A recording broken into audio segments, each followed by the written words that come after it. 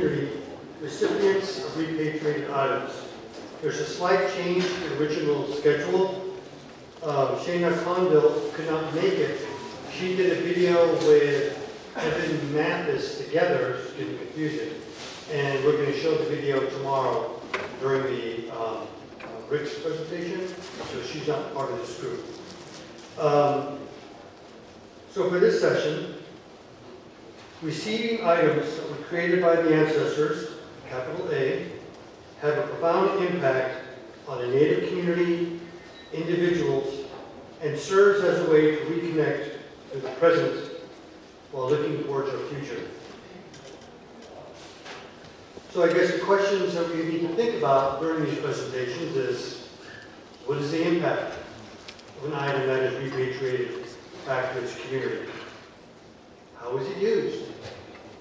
And I think most importantly, the question we need to ask about items that are repatriated back to the community is, what happens to it?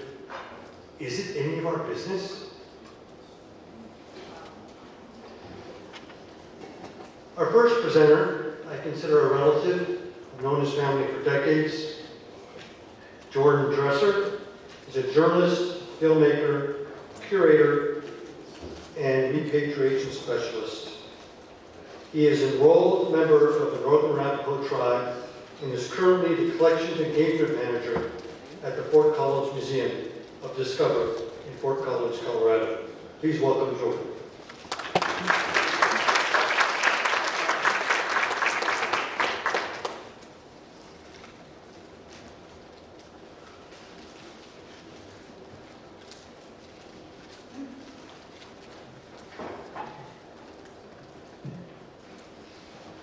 Good afternoon, everyone. Once again, thank you, Joe. Thank you, everyone, all the staff who helped make this possible. I appreciate you all and your work as well. And to all the participants from ATOM, that's a great organization as well, too. And so thank you all for being here. So as Joe noted, I'm who I am. I'm a filmmaker. My background is actually in journalism. I started off in print journalism many, many years ago. And then it just kind of morphed into storytelling. And that's how I kind of look at museum work and everything else too, is storytelling in different ways. And I'm enrolled as a Northern Arapaho, but I'm also part of the Eastern Shoshone tribe as well too. My mother is from that tribe. So my steps into repatriation started really by accident. Back in after graduation from when I got my bachelor's degree in journalism, I started working with back home at the Winter Hotel and Casino. So the Northern Arapaho tribe made history as one of the first tribes who don't have a state compact. We went to court, and in federal court we won, and we were able to have our casino without the state input. So over time, it just kind of grew and grew and grew, and we were going to build a hotel. And the CEO at the time really wanted a cultural room. And he tasked me to be the one to do that. So it started these conversations because honestly, none of us knew what we were doing at all. And we just kind of slowly started amassing different things. But I heard about a collection that belonged to the Episcopal Church. So during the early reservation time, there was a deacon, and she collected all these items from tribal members. And it was in a small museum at the church in Alvitre, which is located in the heart of the reservation.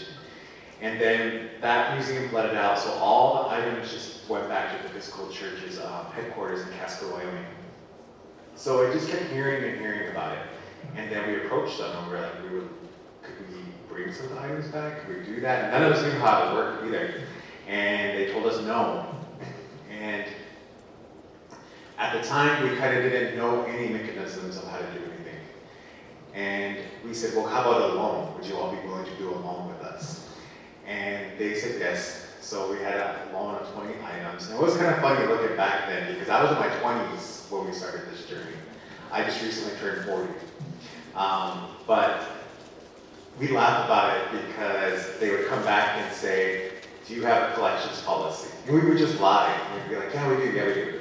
And then we would turn to our coworkers and we'd be like, Google the collection form. Do this, you know. And we would just kind of do it, you know. Because in our view, we thought, we could do this. So this was the basis for Wind River Virtual Museum project. So Wyoming PBS approached me and they said, hey, we would love to do a virtual museum. I said, you know, it kind of works perfect timing because we're building our cultural room at the casino. So they said, all right, let's do it together. So we did it. And in 2012, we went to the Chicago Film Museum and we did a consultation there. But also we took 360 shots of some of the items there. And they were uploaded on a kiosk and most importantly, both the items' meaning were told in Arapaho and Shoshone, and also in English as well. But it was able to connect the meaning behind the items, but also with a younger generation, which I think was really important. So I was very fortunate to go on this trip and to kind of witness these different things. So, but most importantly, it raises like who owns the material of these items? Who owns it, you know? Does it belong to the tribes, but they're so far away? And I remember, this was back in 2012 too, we asked Chicago Film Museum, we're like, could we potentially bring these items back? And they said, well, let's talk about those down the road, which to me meant no.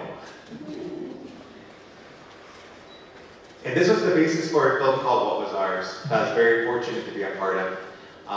It came out in 2016 on Independent Lens on PBS, and it tells the journey of the tribes going not only to Chicago Film Museum, but also us with the Episcopal Church.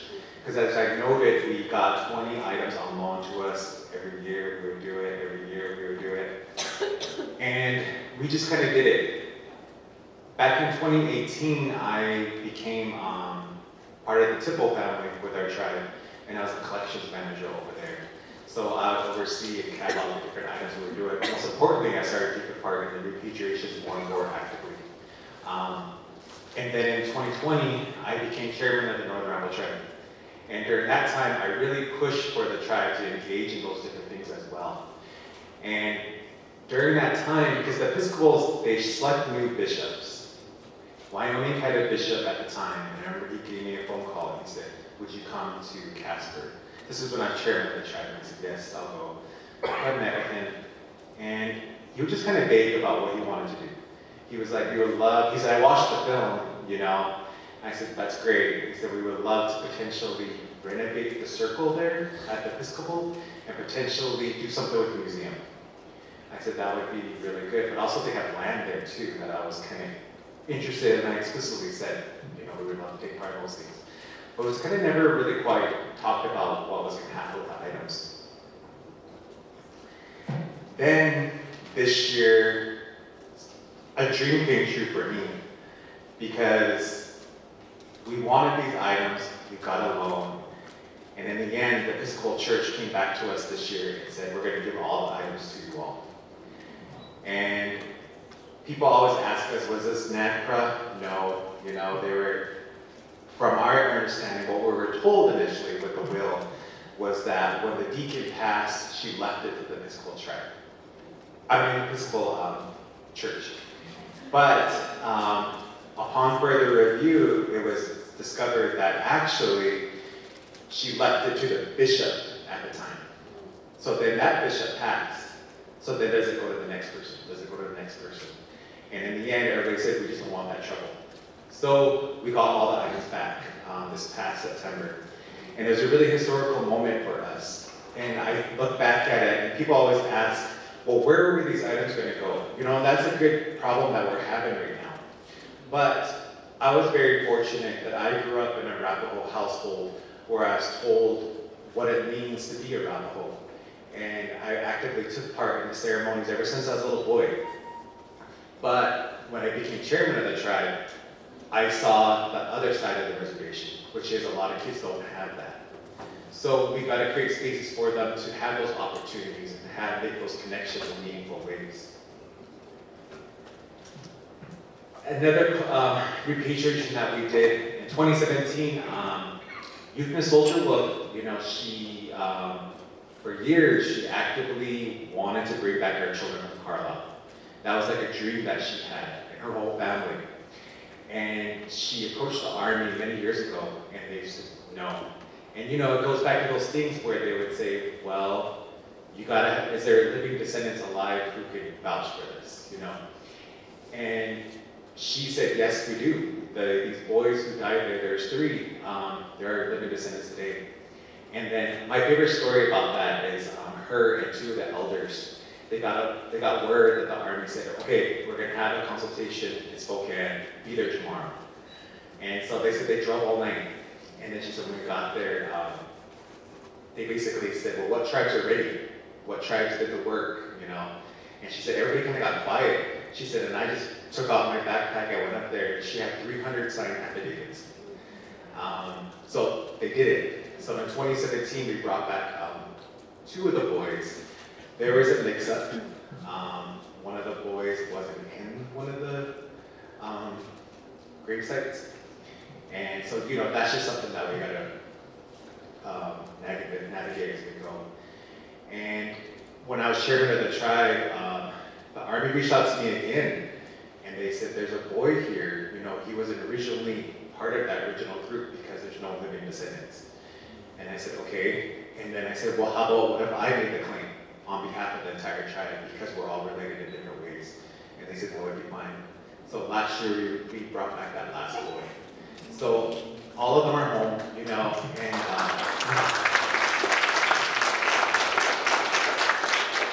and so it makes my heart feel good that I see every year the tribes are doing that now.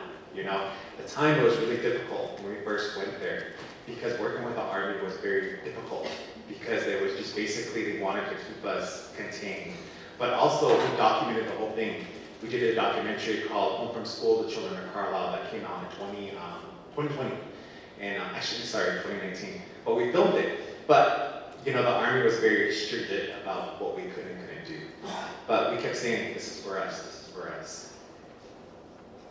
And I think a big thing that we talk about, too, is private collectors. What do we do with those different things? How do we navigate that world? And I always think, well, there are still good people out there, It's just a matter of making those connections with them. So back in 2020, right before the pandemic hit, I'll never forget, we had as the collections manager for the TIPO at the time, I got an email from somebody who said, hey, there's a guy who's trying to get a hold of somebody because a headdress or something. And then I was just like, okay. Then I got a phone call from one of the, we have a senior center back home that's named Chief Black Foley Senior Center. One of the cooks, she called me. And she was just like, you need to call this number right now. So I did. And there was this collector out of Marblehead, Massachusetts, and he said, I have a headdress that belongs to one of your chiefs. And he said, and I'm willing to give it to you all, but you gotta come get it now, So that was a Christmas, and we made our plans, and we flew out there, we picked up the headdress, and we drove it home. And it was really powerful. We made a point to do it that way because we felt like it was giving him, number one, the respect, but also number 2, kind of acclimating the headdress to the world. Because if you think about it, he was an addict for many years. And then here he was, and I kept wondering that, what is he going to think of us? How is he going to react to us? Because we're so different, And we had an unveiling of him. And then in the end, he's on display right now, too. And right now, I think the tribes are at really, really big crossroads, which are really good ones, because it's like, what do we do with these items? But also, how do we continue to tell stories in meaningful ways? I work at Fort Collins Museum of Discovery, where I see every day the Power Gun Museum, and how we make it a space for everyone. And in the end, these repatriations brought life into our communities, which is so much needed. And I always have so much respect for people who do this work, all the TIPOs, and all the natives who've been in the museum field like Joe for a long time, because I was told by somebody that you give a little for these items to come back home. You give a little of yourself, you give a little bit too. And somebody once described to me as doing repatriation, it's like a ceremony too. And I think you gotta take care of yourselves in good ways, for me, I don't know how much longer I could physically do this, you know? And that's why it's important to train younger ones up and say, okay, you're next. And I think that's why we did that with the tribe as well too. I was very fortunate that we had a tribe who's forward thinking about repatriations now, and they see the value of it. But most of all, they say, well, you young ones go out, you have our blessings, you know? And I think that's really important. But also it tells a story about how we're resilient with these different things as well. And so that's my presentation. You know, I just talked about Carlisle, a museum, and a private collector. But in the end, for me, I just always look at it as all these, we're fragmented as Native people, I think, you know? We have pieces of us everywhere, you know, culturally, physically, mentally. And it's our job to kind of piece them together again. And maybe when we piece them together, maybe we won't recognize what we're gonna see. But over time, we'll warm up to it, and it'll warm up to us as well. And hopefully it'll unlock things that we really need to learn about ourselves and also for the future as well. So thank you all.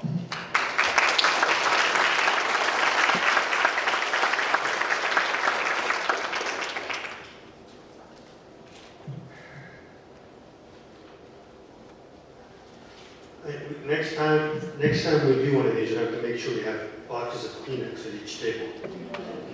Our next presenter is Weshoyot Alvitre. She is Tongva in Scottish. She's a comic book artist, writer, and illustrator. She was born in Salamanca Mountain, on the property of Cahuilla. Am I saying that correctly? A cultural center started by her father, Art Alvitre. She grew up close to the land and raised with traditional knowledge that inspires the work she does today. Weshoyot's work focuses on art and writing that visualize historical material through an indigenous lens. Please welcome Weshoyot.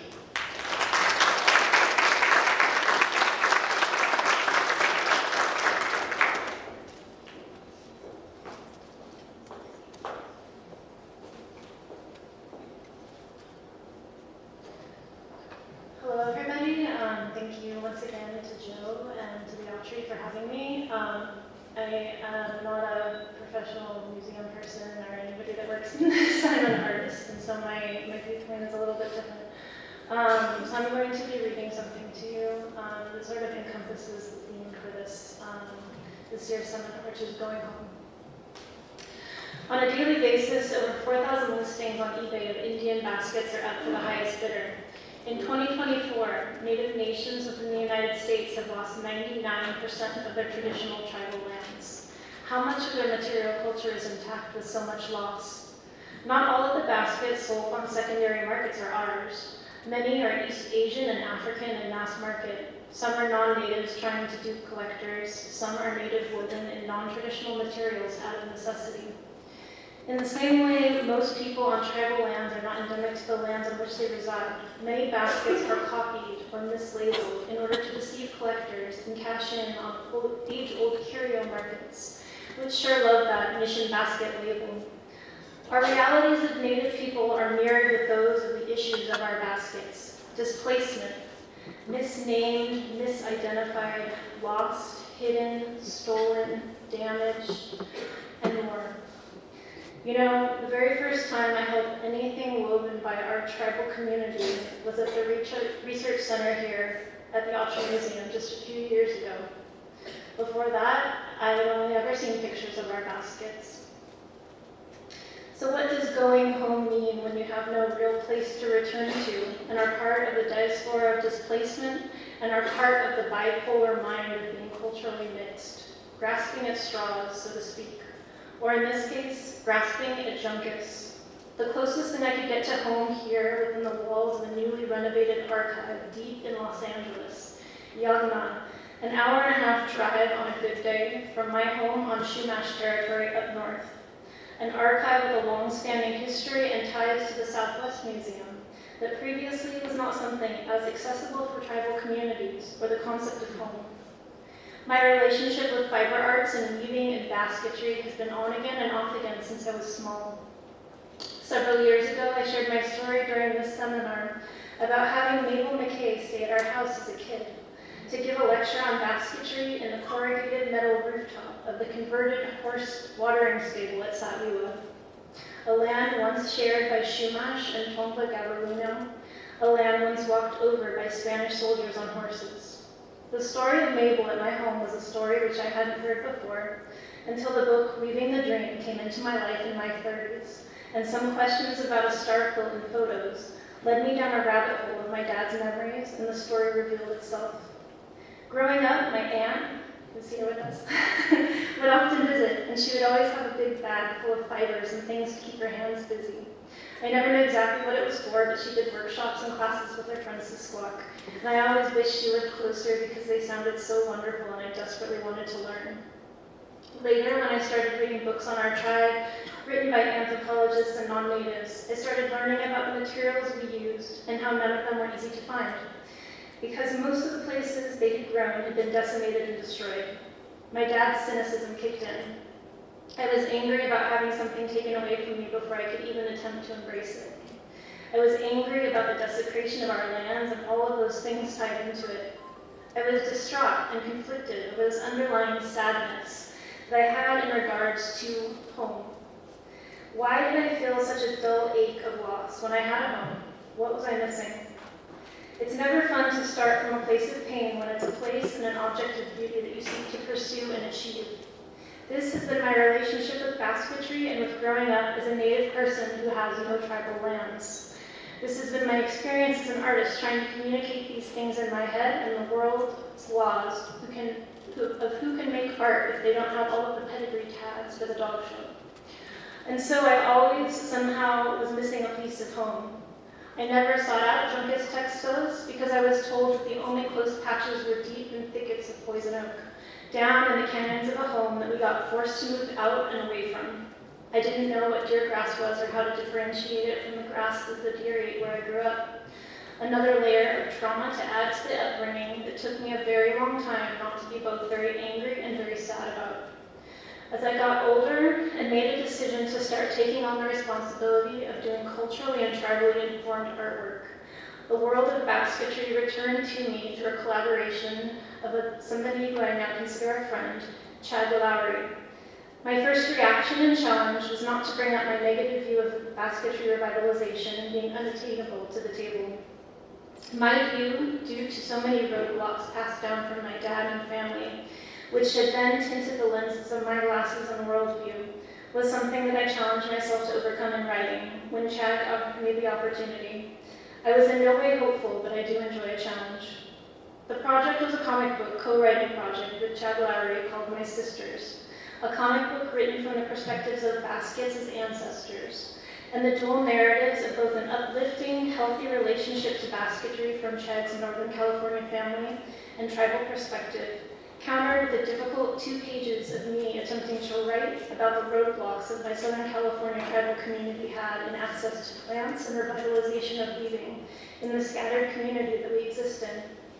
The hurdle opened up so many doors and seeing things in a new way, and I will always reiterate how grateful I am to have had that challenge from Chad, and the immense changes that I have been able to see in real time in just a few years, both in my own perspective as well as the blossoming of our community and the revitalization of basketry, both collectively through our group and individually, person to person.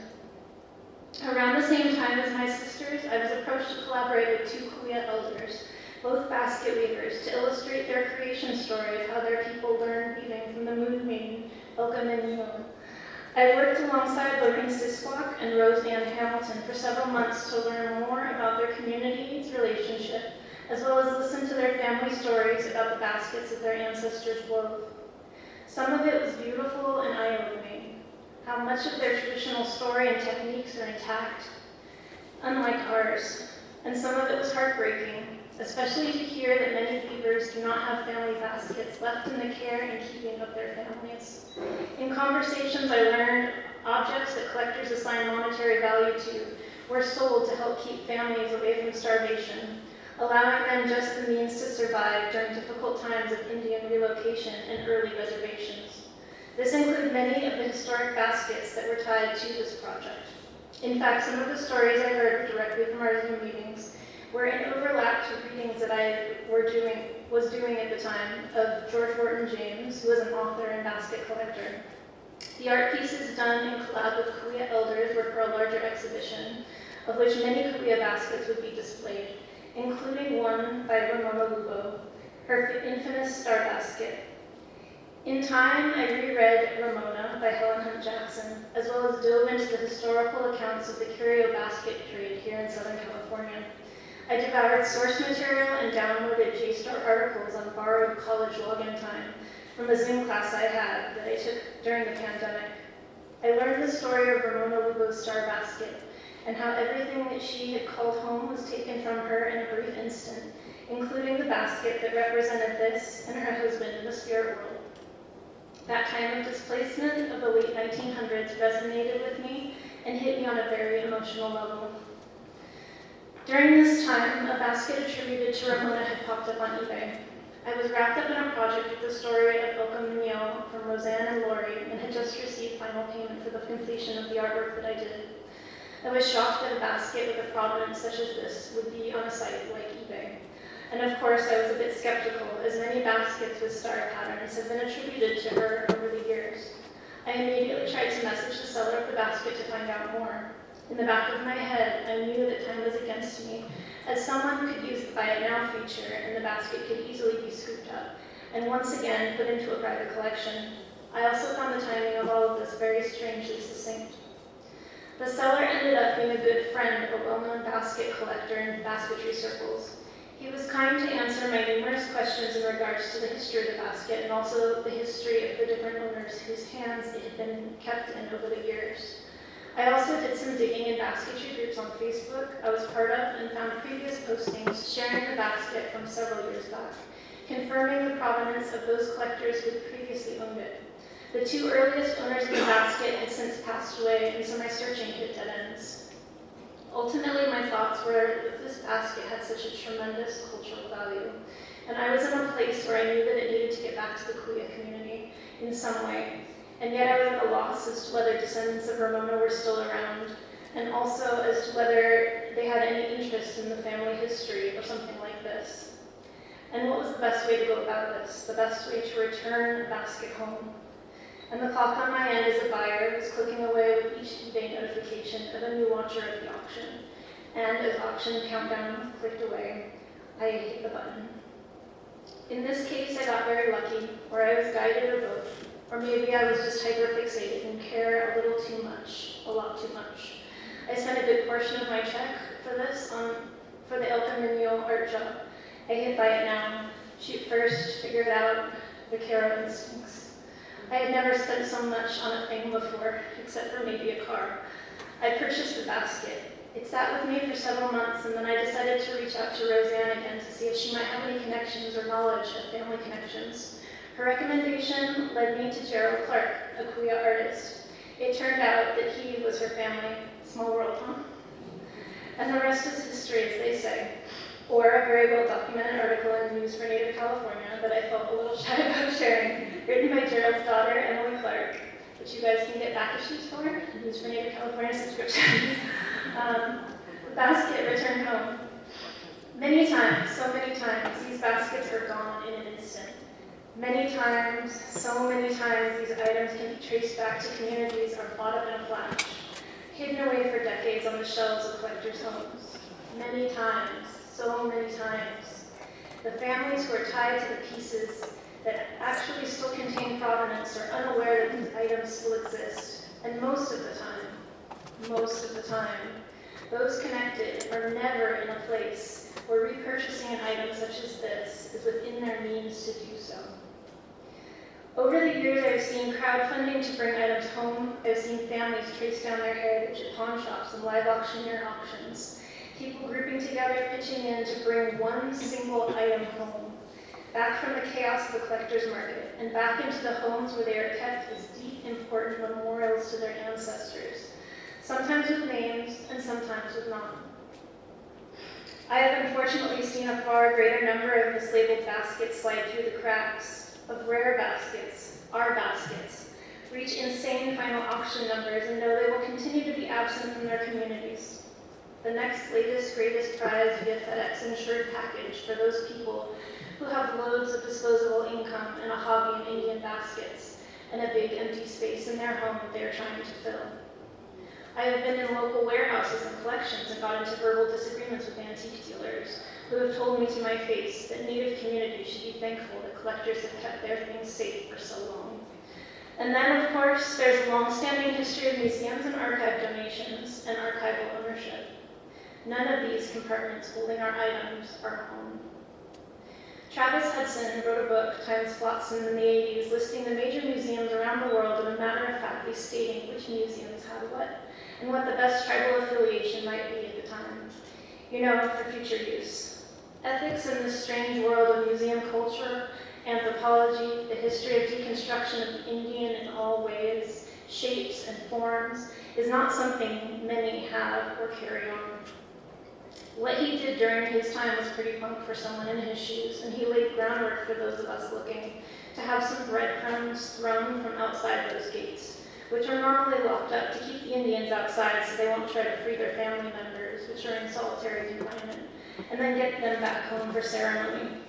No matter which way you try to spin it, through the history of collections, the commercialization of the basket as an object, to the basket as an art form, to the current state of the basket as being a key to teaching in non-linear ways back to our people, back to our kids, and back to our communities. And those who did not have these connections growing up, when they sat there reading anything in strange ways and unsure why these things were calling, these objects are a microcosm of what it means to be home and feel at home. When I was 10 or 11, we moved a third time to another house. My parents were friends with most of the neighbors on our street, and one couple ended up moving and throwing a going-away party. I didn't know them much. I remember the woman's strange yellow permed hair. At the time, I would go to the beach park near our house with my mom, and I developed a fascination with dune grass. Eventually, I collected some, and I wove a small basket. I took it with me to the neighbor's party, because I felt that if these neighbors were good friends of my parents, then I should give them a gift of some sort. I gave them that basket. I remember them thanking me. I was young enough at that time not to be embarrassed, but not yet littered with all the insecurities that would come soon after, comparison and self-consciousness. I remember the good feeling. I remember also sitting on the couch afterwards and feeling sad about the loss of giving something away. I gave a white Midwestern couple a strange little woven basket I had made out of dune grass, because I felt like it was the right gift to give to somebody, to good people that day. I don't remember what it looked like. I am sure it was very crude, but it reminded me of home. The home that we had made down near the beach for several years after leaving the home in the mountains, the home at Cahuilla. The basket made me connect to the beach and this new home, and I thought in that little kid brain of mine that perhaps it would remind them of their old home once they moved away. Inherently, we desire that feeling of comfort and security in today's world when so much has been extracted and taken from our communities, and continues these cycles of displacement and harm of material objects. Sometimes we need to remember that a basket is more than an object. It's someone's time with their hands. It's knowledge and their heart being in a good place to create something beautiful. It's the seasons of gathering materials and the long hours of learning where to gather and how to process. It's a reflection when the plants and the people are healthier than they are now. It's a remembrance of the times when, despite all odds, the creation of a basket could help keep food on the table, provide milk for a babe who lost their mother from sickness, and help us to be here now. Through the struggle of 1,000 coils and the burden of bundle foundations and those stabs of hunger pains and bone awls. A basket is our ancestors' gift to the world, enveloping everything that they've experienced in their lifetime, and condensing all of that generational knowledge of those who came before, guiding junkists through slivered doorways, bringing us into our present state. Despite collectors putting a price on that, they can never truly put a price on that. They are objects of beauty, yes, but more importantly, they are representations of all things representing home, and what we may strive to return to each year around the sun, each coil around to its herringbone finish, until we are no more. They help us remember our ancestors. They allow us to hold our treasures, to keep and cook our food, and they send off the dead and the beloved. Baskets are our family, and if we are ever so lucky to have one come back to us, remember that next time you see one on display in a museum alone. Basketry is how we go home. Thank you.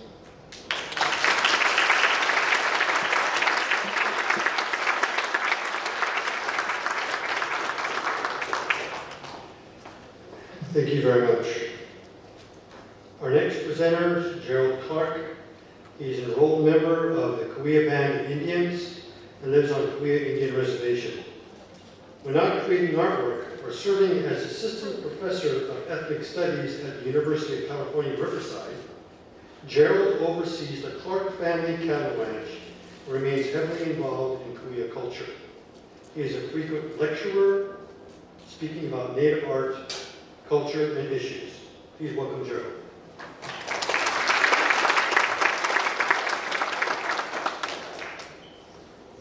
Yeah, thank you to Joe and Audrey for the invitation to speak here today. I do want to start with an apology to all the Eton people. Yeah, you got to hear me again today. So sorry about that, but I'm not going to ask you to cuss today. Appreciate Weshoyot's words. I wanted her to go first because she started this whole story, right? Of the returning of the Ramona basket back to my family, and so it wasn't necessarily. I guess in my perspective, it was never like this planned thing. Weshoyot and I were friends on social media, acquaintances, but we hadn't actually physically met each other, and through our fellow. My fellow tribal member, Roseanne Hamilton, she put in touch with me and said, oh yeah, that's the relatives, and so that's what kind of started the ball rolling. Part of the story is that the Benton Museum over at Pomona College, this is several years ago, they started inviting tribal people to come and check out their basket collection. They have a number of baskets in their collection. And it wasn't just us looking through some vitrine or behind glass or what have you. We got to go right down into the basement. They had tables set up with the various baskets on them. And right next to each basket was a piece of paper and a pencil. And so they had the information that they had about the baskets, but the tribal people, they let us touch them. We sang to them, we prayed, we smoked, right? And anyone who knew anything about those baskets, whether it was a certain pattern or a connection to a family, they could write that down. We could build a knowledge base together. And I thought that was really, it felt really good, right, to be able to participate in that. They've done it a couple different times since then. But that was actually the first time I actually got to meet each other physically, in person. No, you know how it is, right? And so it all started with this collection there at the Pomona College at the Benton Museum. And so as she pointed out, so this is the picture. I think, was it your daughter that took this picture? I think it was on my cell phone. And so she reached out through Roseanne Hamilton and put me in touch, and I said, well, yeah, I'll come and check it out. So I drove up to Ventura, and we met there at her house, and there's the basket in there in the box there. You can see it was kind of still COVID time. We were both masked up pretty well. And, we made this exchange, and I remember when she opened the lid, and I was just shocked. I was shocked at how minute the coils were, how delicate this basket was. And it had this patina. It's a little over 100 years old. It had this kind of patina, natural patina. It was just amazing, I thought. And so my daughter Emily was doing a residency kind of internship with the News from Native California, and so I told Emily about it. She's like, yeah, we should let people know about this. So she was looking for stories to write. So there it is. You can get your copy of August 22 of News from Native California, where she writes about the repatriation, the gift of the basket back to our family. And I think I got a, yeah, so this is an image of the basket. In addition to the basket, she also provided me with some of the documentation that she got and copies of the messages back and forth with the collector. And there was a belief that the two pieces of shell were probably added later.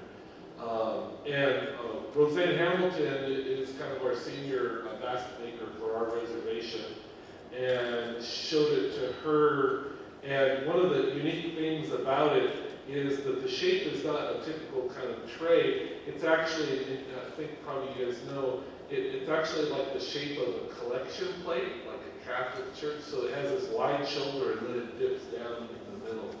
And you want to see the basket?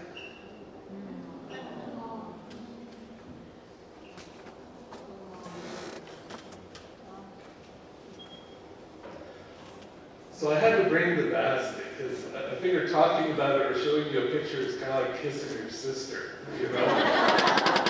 And so I had to bring it to show you. And if any of you are basket people, you can. It's amazing, the weave there. So by the way, in addition to the basket, she also gifted me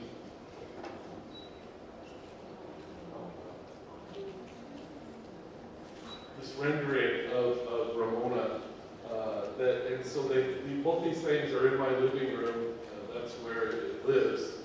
And so when we brought it home, first thing we did is we had a feed. That's kind of what we do, right? Something special, we have a feed.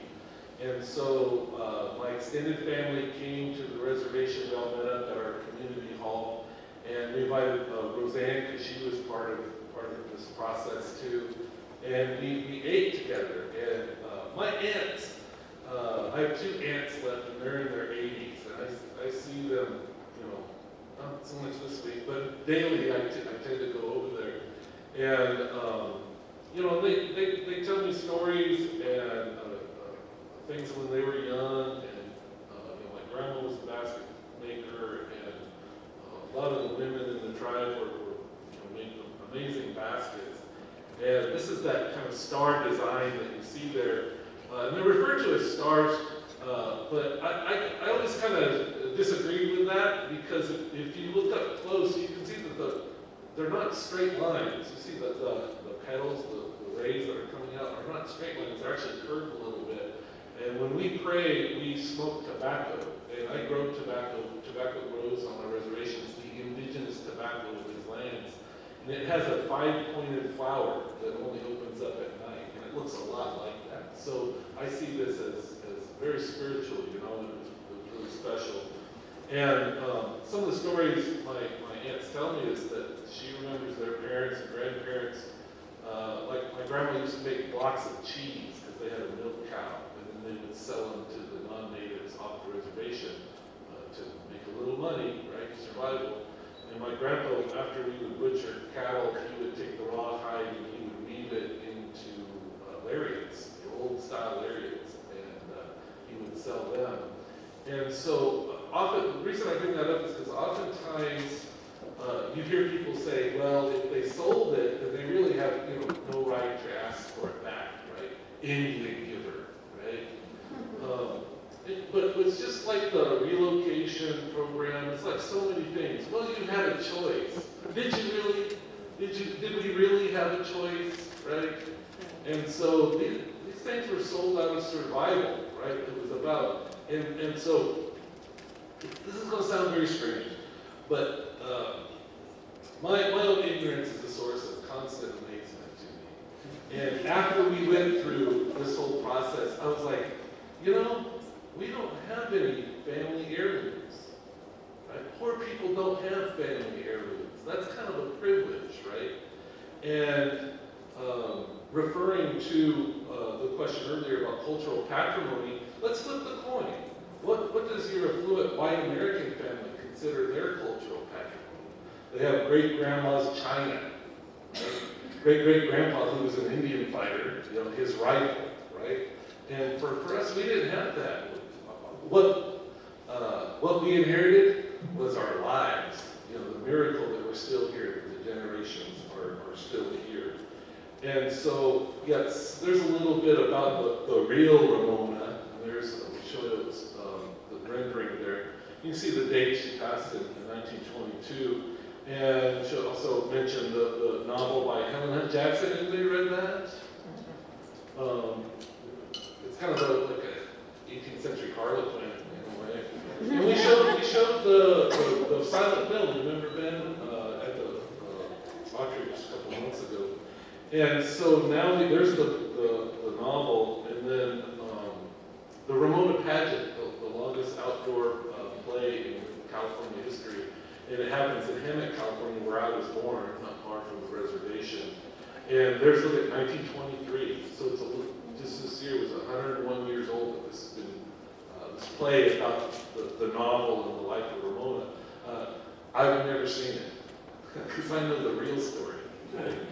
And the real story is quite a bit different than the romanticized version that you see here. And for me, Jim's story about putting the plaque on the rock, what a slap in the face. Talk about physical erasure, right? And I see this pageant as being the same thing. And this kicked off this huge tourism movement in Southern California. People who read the novel and then come here, the railroad, right? These new people, the middle class. And, there's so many places that claim to be the birthplace of Ramona, and where Ramona and Alejandro got married. It's kind of like you put all the pieces of wood that the European cathedrals have of the original cross, and you can build the cathedral itself, right? And so this is that same kind of, for me, this is that same kind of erasure of our culture or what have you. And so my family's always going to be indebted to Weshoyot for this. And I don't have any photos of that dinner that we had. I felt that was too personal, and I just don't want to. It was private, right? But it was emotional. I'm getting emotional right now. It was so cultural patrimony, right? It's the stuff that fills that hole, right? That's been created over the last few centuries. And yeah, it was a great thing. And as a professor at UCR, I'm part of the NAGPRO repatriation committee. So nice to not have to defend my institution today. And so it's nice to tell my own family's story and history. And, what's going to happen to it? Oh, by the way, I was told when I got it home by my elder that I should talk to the basket. It's in my living room, but I see it every day. I talk to it, and I smoke it. And I'll have it out here if you want to see it after the break, but I have some tobacco leaves in there. And you museum people probably freak out. But nothing lasts forever. I think we understand it as people, but they're living things, and I live with it. And I have two great daughters, and I know that they're active in our culture, and I can count on them to ensure that this basket stays in the family. So with that. Oh, and this is a picture of the real Ramona. By the way, Raquel Welch, you guys remember Raquel Welch? She actually played Ramona in a pageant years ago. And this is just down the road from where I live. Thank you very much.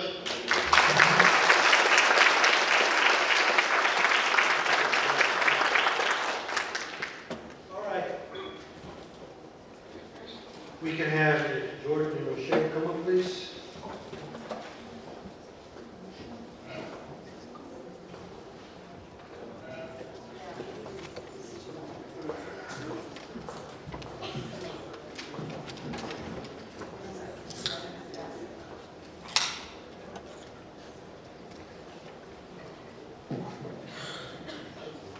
All right, well, thank you to all three of you for your really important and moving presentations.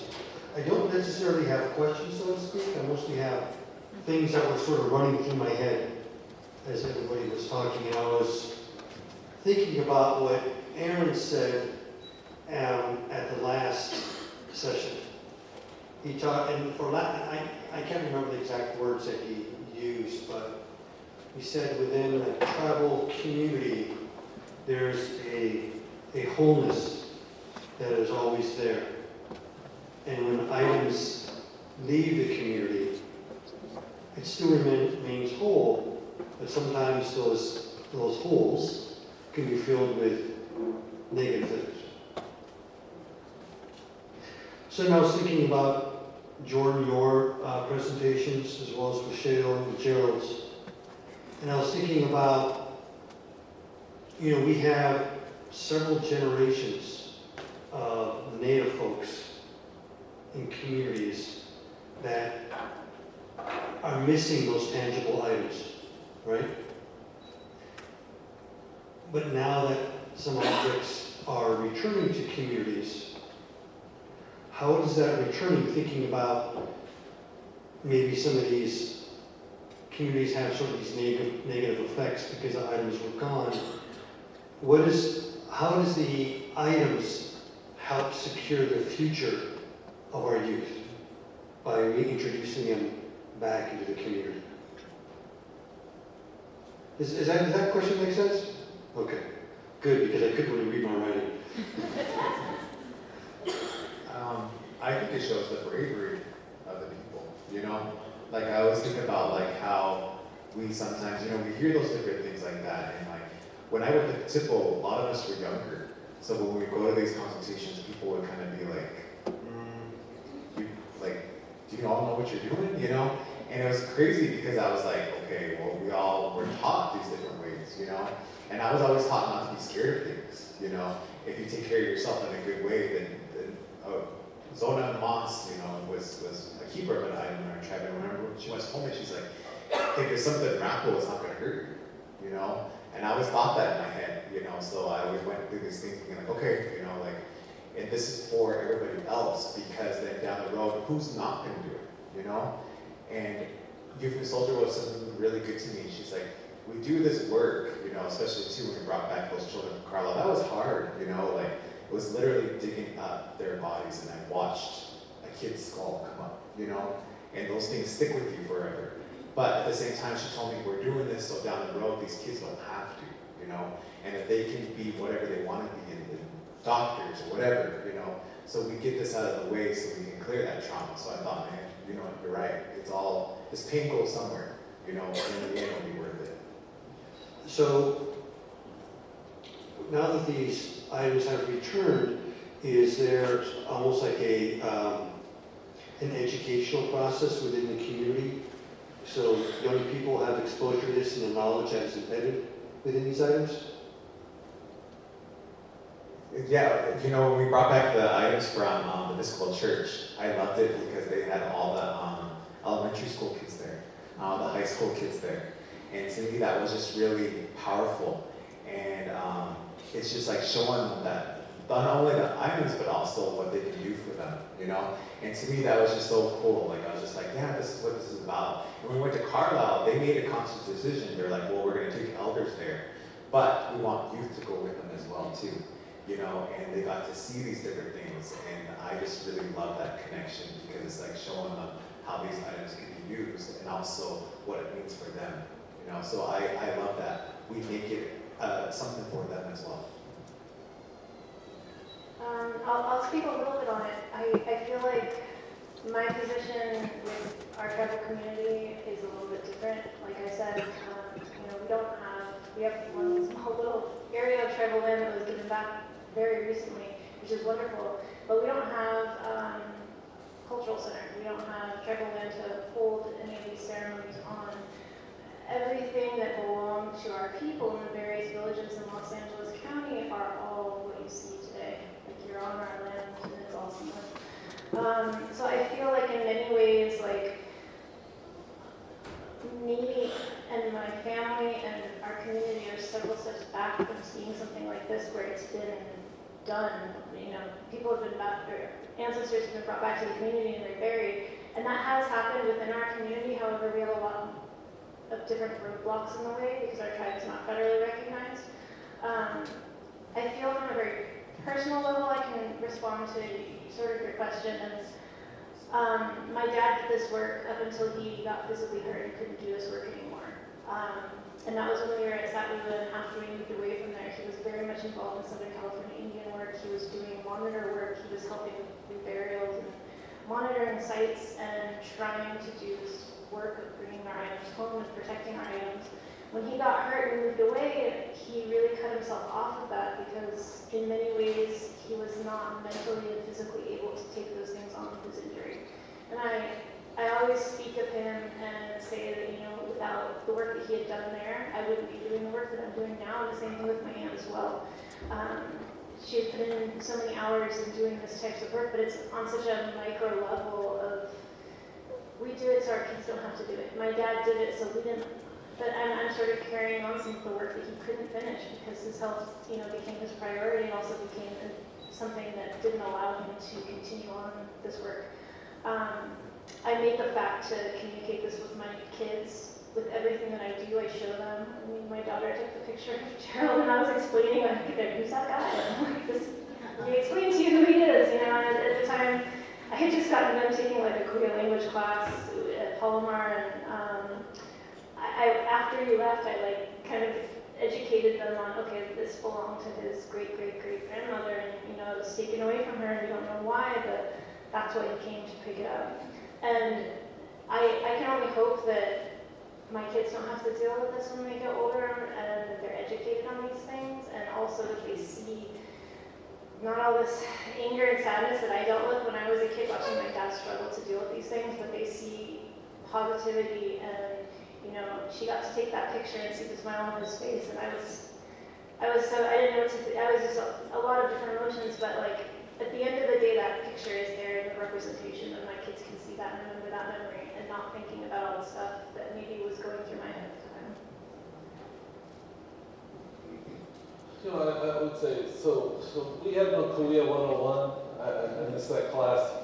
You know, so just growing up, you just look at your elders, you know, and just watch what they do.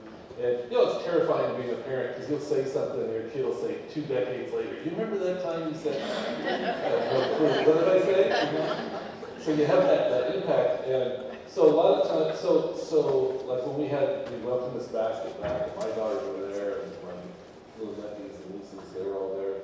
And, you know, who knows what they thought, right? But I think it's in their library upstairs, you know. And one of these days, it happens, right? Before you know it, people start looking at you to know something, right? As a parent or grandparent. And, but it doesn't mean it doesn't stick with the kids, because before you know it, you might start seeing basket designs on skateboard decks and on stickers on their lockers and stuff. And so that's how it does have an effect, and it's an empowering effect. I can't think of, it's traumatic. It's traumatic in a good way, right? But it's still trauma, really. And so, but nothing meaningful comes easy either, right? And I have a great deal of hope for the younger people that they see what people are doing, and I do think that they'll carry it on. Do you have any questions from the audience? Yes. Here comes the mic. Yeah. Quick question about your basket, your Ramona basket. You mentioned the 2 shell pieces and that you suspected they had been added later. Did you ever answer the question about whether they were original or? If my memory serves me correctly, one of the photos that I found in a Facebook basketry group, which, funny enough, when I was digging around and stuff, and then I communicated with one of the owners, he sort of went back and deleted pages, so I didn't get photos of them, I don't think, but one of the pictures didn't have the shell piece on it, and I had actually asked, I think, the guy that I purchased it from, if it had been added before or after he purchased it, and he said, well, sometimes that guy likes to add things to things to make them better. I don't know. So he kind of suggested that maybe that previous owner had added those pieces onto it. I'm not exactly sure what, but yeah. So. Yeah, that's what I was thinking. Thank you. All right. What we'll do is we'll take a break. We have the last session, and we have 5 minutes, so you have 3 choices. get something more to drink. Hopefully there's cookies back there. Use the restroom.